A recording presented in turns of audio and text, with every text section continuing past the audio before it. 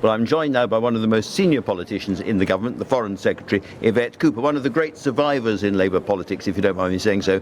Yvette, let's pick up with Aggie's question there. Kind of you, Andrew. Are you just saying I'm getting on a bit? I would say nothing like that, as you know, Yvette. Goodness me. Let me ask you, effectively, Aggie's question.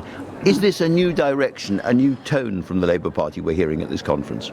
So I think it was a very powerful speech from Keir Starmer. It was certainly a very patriotic speech, very much about his vision of a future of Britain, renewing Britain, but very much drawing on those same things that he has talked about in the past, about common decency, about respect, and about valuing people, you know, whether he's talking about the gold standard apprenticeships or, you know, all of those sorts of things, really valuing working class people and doing jobs, working really hard across the country and things like that. So I think there were many of the things you've heard Keir talk about before, but really strongly setting it out as this is a choice for Britain. Do we come together around those values, renew the country, or do we go down a track which is very divisive and running the country down? And really on that theme, I completely understand why you would want to reclaim the flag and you'd want all those flags fluttering in the hall. But did it not feel a little bit embarrassing, a little bit cringe for you as a cabinet minister and the rest of them sitting there with your little flags during the speech? Oh, so quite the opposite. So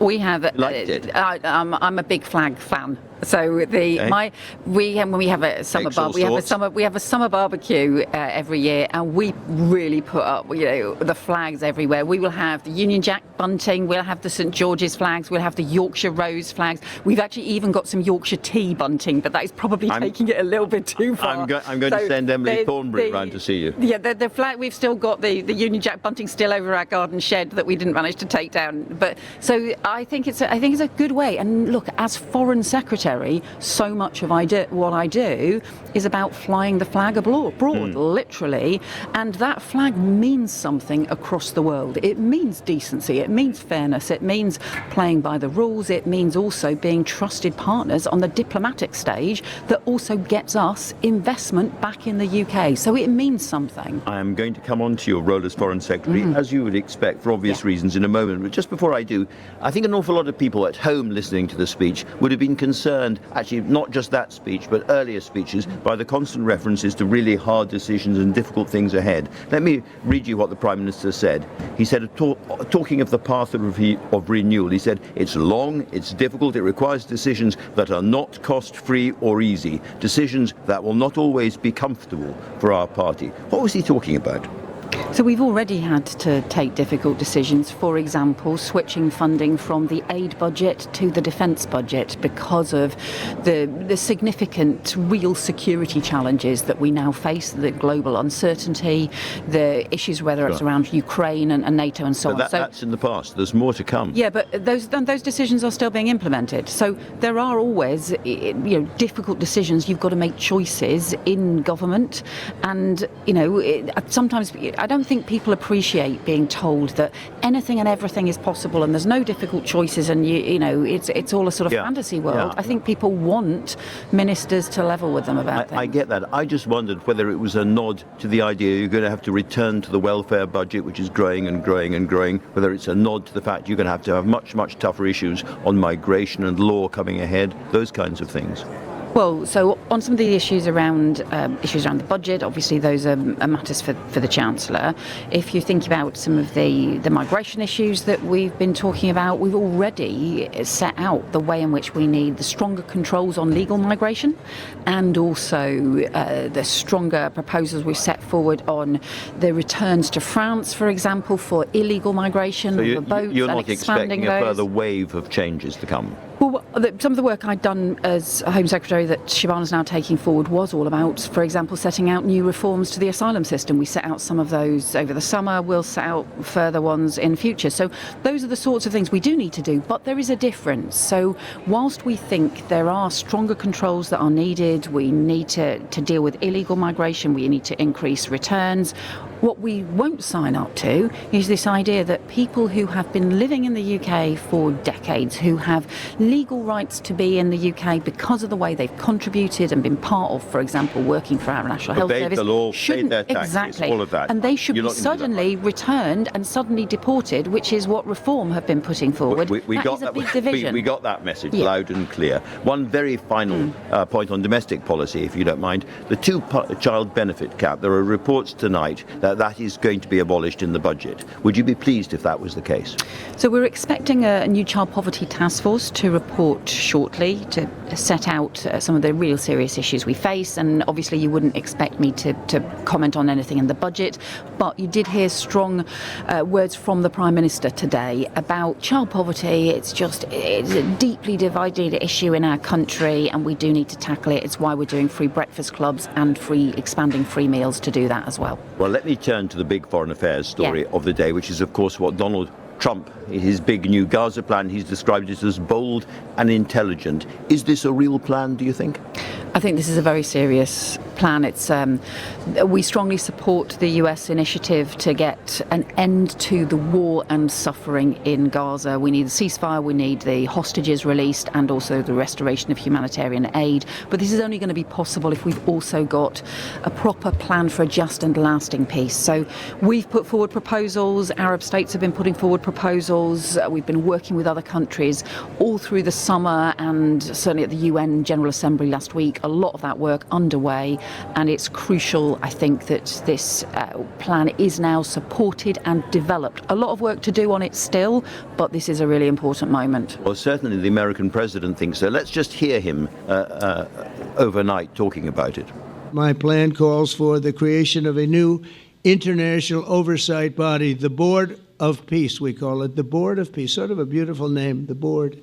And we'll have a board, and one of the people that wants to be on the board is the UK former Prime Minister, Tony Blair. Good man, very good man.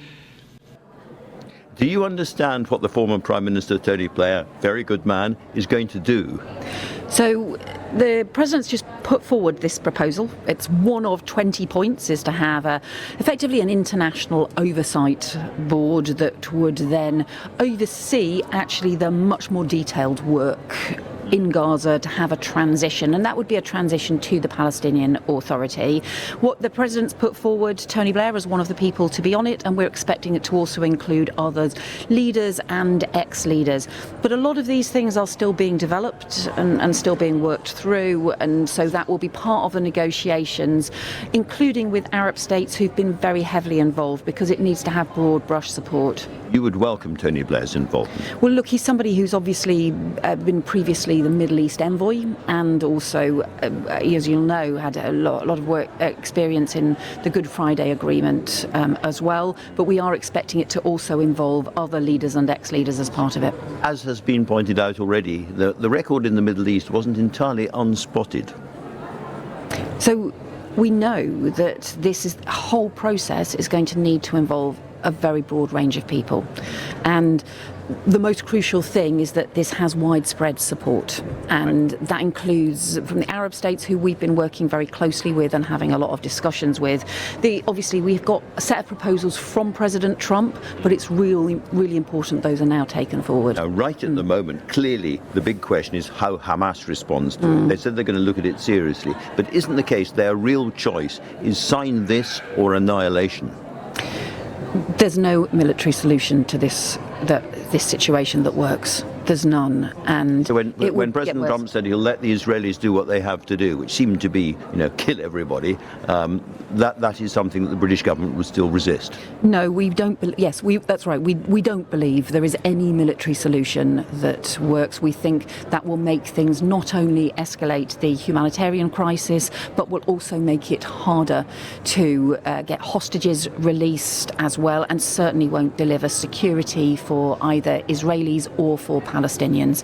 So that's why we're strongly supporting this peace initiative. It's why it's so important that everyone comes around this peace initiative in order to get an end to the war and the suffering. This has gone on too long. We have just seen devastating consequences for children in Gaza. We also have hostages who are still being held. I mean, it's horrendous what is still happening. We need to bring an end to it. There are many problems still ahead, and one of them is the British government has recognised a Palestinian state, but Benjamin Netanyahu, asked about a two-state solution, replied, absolutely not. It's not written into the agreement.